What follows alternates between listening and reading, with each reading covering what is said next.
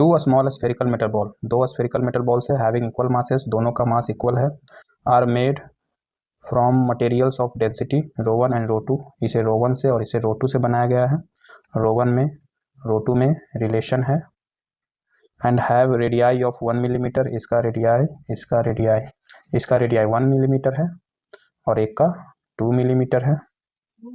एक मीडियम में गिराया जा रहा है, आसपास की मीडियम जो है उसका विस्कोसिटी है, and whose density is 0.1 ρ2, air का जो आसपास का जो मीडियम है, मान लेते हैं एयर है, उसका डेंसिटी 0.1 ρ2, तो इसका मान लेते हैं टर्मिनल वेलोसिटी v1 है, इसका v2 है, तो दोनों का रेशियो मुझसे पूछा गया। इसे एक जनरल केस पहले लेते हैं, पहले समझते हैं कि क्या होता है, कैसे ये टर्मिनल वेलोसिटी आता है। तो देखो एक बॉडी है, उसे हम गिराएं, इनिशियल वेलोसिटी 0 है, ठीक है, तो ग्रेविटी की वजह से उसमें फोर्स आएगा, उसमें एक्सेलरेशन आएगा, जिस वजह से उसकी वेलोसिटी लगातार बढ़ती जाएगी, ठीक है।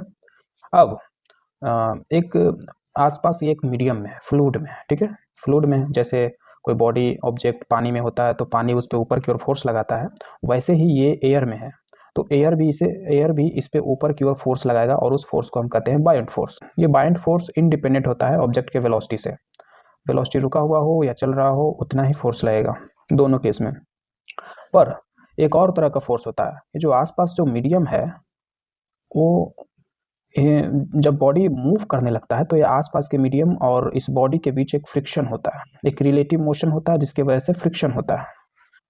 जैसे सिंपल कोई बॉडी सरफेस पे मूव करे तो सरफेस उस पर और सरफेस बॉडी पे दोनों एक दूसरे पे फोर्स लगाएगा, that force is frictional force. वैसे ही जो आसपास के जो मीडियम है इस पे फोर्स लगाएंगे और वो फोर्स होता है, उस फोर्स को हम विस्कस फोर्स या ड्रैग फोर्स कहते हैं, ठीक है, ये बायोंट फोर्स और ये विस्कस या ड्रैग फोर्स, ठीक है। बट ये जो विस्कस फोर्स होता है ये डिपेंडेंट होता है ऑब्जेक्ट के वेलोसिटी पे, जितना ज़्यादा ऑब्जेक्ट की वेलोसिटी रहती है उतना ही ज़्यादा ये ऑपोजिट डायरेक्शन में फोर्स लगाता है।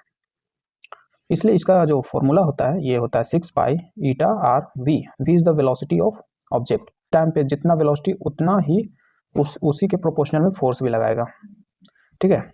अब टर्मिनल वेलोसिटी कैसे आया, तो जब ये बॉडी गिरा तो धीरे धीरे इसका वेलोसिटी बढ़ रहा था और इस पर लगातार बायोंट फोर्स और विस्कस फोर्स लग रहा था, और क्योंकि वेलोसिटी लगातार बढ़ता जा रहा था इसलिए विस्कस फोर्स भी ऊपर की डायरेक्शन में बढ़ता जा रहा था। स्टार्टिंग में विस्कस फोर्स बहुत ही कम था, पर धीरे धीरे जैसे जैसे इसका वेलोसिटी बढ़ा वैसे वैसे ऊपर की ओर फोर्स भी बढ़ा, और इस वजह से किसी एक टाइम पे ऊपर का टोटल फोर्स और नीचे का टोटल फोर्स जो कि ग्रेविटी है उसके बराबर हो जाता है, और टोटल फोर्स जो नेट फोर्स होता है बॉडी पे वो 0 हो जाता है इस वजह से।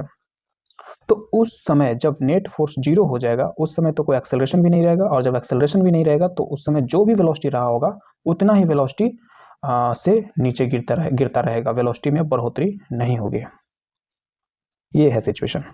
तो उस पॉइंट ऑफ टाइम को कंसीडर कर रहे हैं जिस समय ऊपर का force buoyant force plus viscous force और नीचे का फोर्स दैट इज ग्रेविटी वो दोनों बराबर हो गया, और उस समय वेलोसिटी मान लेते हैं v था, वही v हमें निकालना है, वही उसी v की बात हो रही है यहाँ पे। ये इस सिचुएशन में वो v, ये v1 है और इसमें v2 है, और इन दोनों का रेशियो निकालना है।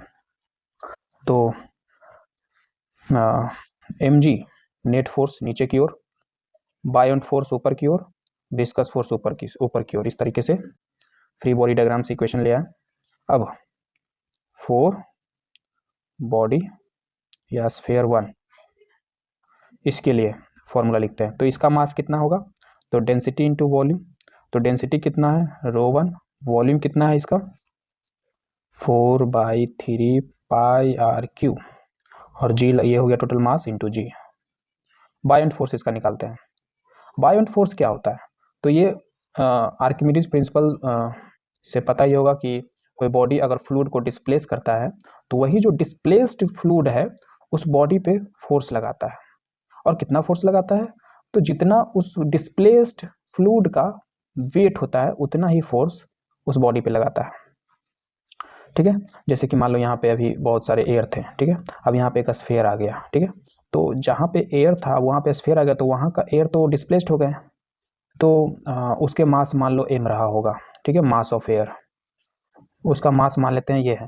अब उसका वेट कैसे निकालें, तो उससे g मल्टीप्लाई कर देंगे, ये हो जाएगा वेट ऑफ डिस्प्लेस्ड एयर, ठीक है। इतना ही फोर्स ये जो आसपास के जो एयर है जो डिस्प्लेस्ड हुआ था वो इस बॉडी पे ऊपर की ओर लगाएगा। अब ये मास ऑफ एयर कैसे निकालें? तो मास बराबर होता है density of air into volume of air. Air का मास निकालना है तो ऐसे करेंगे, पर वॉल्यूम ऑफ एयर मतलब पूरा हर जगह तो एयर ही है। किस एयर की बात कर रहे हैं? तो डिस्प्लेस्ड एयर की बात कर रहे हैं। तो डिस्प्लेस्ड एयर कितना हुआ होगा? डेंसिटी ऑफ एयर तो वो दिया रहेगा, अलग अलग मीडियम के लिए अलग अलग होगा। एयर का वॉल्यूम कैसे निकालेंगे? तो जितना वॉल्यूम वाला ऑब्जेक्ट रहा होगा उतना ही वॉल्यूम को डिस्प्लेस किया होगा ना। जितना इसका वॉल्यूम है उतना ही डिस्प्लेस करेगा दूसरे के वॉल्यूम को ना। तो इसी के वॉल्यूम के बराबर उस एयर के वॉल्यूम को मान लेते हैं। तो अगर मान लो इसका रेडियस r है तो इसका वॉल्यूम 4/3 पाई r क्यू हो जाएगा। अब आते हैं यहाँ पे बायोंट फोर्स। बायोंट फोर्स बराबर mass of air into G. Mass of air ये हो गया, तो density of air into volume of a sphere. तो एयर का डेंसिटी कितना है? 0.1 रो टू, तो यहाँ 0.1 रो टू वॉल्यूम 4/3 पाई, एक इसका निकाल रहे हैं तो r1 क्यू। ये हो गया मास, मास इंटू जी कर देंगे तो वेट हो जाएगा, plus viscous force. Viscous force में वेलोसिटी है और यही वेलोसिटी चाहिए, तो इसको हम निकाल लेते हैं। तो विस्कस फोर्स बराबर ये इधर आ जाएगा, तो रो1 4/3 पाई r1 क्यू माइनस 0.1 रो2 4/3 पाई r1 क्यू जी। विस्कस फोर्स बराबर क्या होगा? तो 6 पाई ईटा, और इसके लिए निकाल रहे हैं तो रेडियस की जगह r1, वेलोसिटी v1, रो1 क्या है? इसका डेंसिटी। रो1 और रो2 में रिलेशन है ये, तो इसे हम 8 रो2 लिख देते हैं और यहाँ रो2 कॉमन लेंगे, तो 8 रो2 4/3 कॉमन है, पाई कॉमन है, r1 और r2 नहीं सॉरी r1 दोनों में जगह r1, तो r1 क्यू ये भी कॉमन है, जी भी कॉमन है, ठीक है। यहाँ 0.1 रो2 4/3 पाई r1 क्यू जी। अब जो कॉमन है वो कॉमन लेते हैं। रो2 दोनों में है, 4/3 दोनों में है, पाई दोनों में, r1 दोनों में है, जी दोनों में।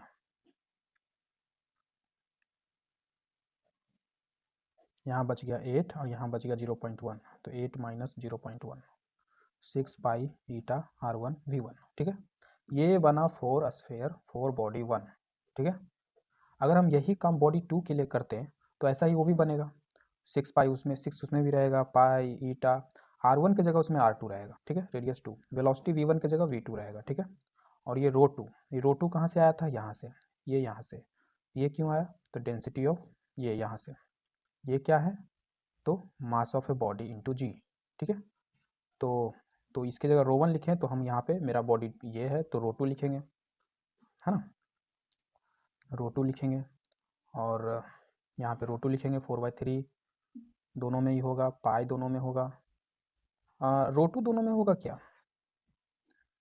जैसे कि रो2 हम कॉमन ले रहे हैं तो ये जैसे इसमें रो1 की जगह रो2 होगा, और इसमें तो ये क्या था? मास ऑफ एयर, तो एयर का मास यहाँ से आया था, तो मास ऑफ एयर तो डेंसिटी ऑफ एयर, और डेंसिटी ऑफ एयर क्या है? 0.1 रो2, तो वो तो दोनों के लिए सेम होगा, एयर तो दोनों के लिए सेम होगा, तो इसलिए रो2 दोनों में कॉमन होगा, कॉमन ले लेंगे, 4/3 दोनों में होगा, पाई दोनों में होगा, इसमें r1 है तो उसमें r2 दोनों में होगा, है ना, जी दोनों में होगा।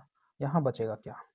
तो ये पूरा का पूरा तो क्या हो गया है? पूरा कॉमन ही हो गया, तो इसमें बचेगा 1 और माइनस 0.1, है ना, 0.1 तो दोनों में होगा क्योंकि ये तो mass of density of air है, उसके लिए भी करेंगे तो यहाँ पे जरूरत पड़ेगा ही।